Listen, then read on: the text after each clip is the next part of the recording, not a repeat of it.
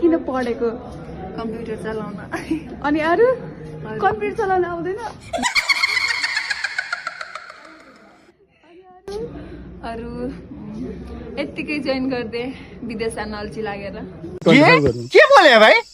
दिपीसी किन पढ्नु भएको मैले त साइबर सेक्युरिटी र अब बाहिर अप्लाई हान्दैछु अब त्यसको लागि पढे हो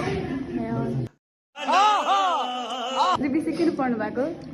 मैले अहिले रिसेन्टली अलिकति आइटीको ट्रेन चलिरहेछ नि त अनि त्यसैले अलिकति आइटीमा छिर्नको लागि भनेर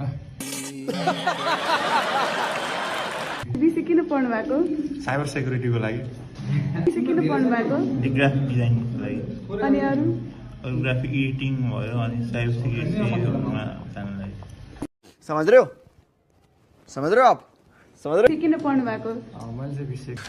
तू समझा हाँ नहीं तू समझा नहीं अनि अरु अरू थाहा नै भएको because since childhood I have strong interest in computer technology and programming, so I want to become. अहिलेको जेनेरेसन भनेको आइटीको छ नि त आइटी फिल्डमा चाहिँ म केही गर्छु भनेर विशेष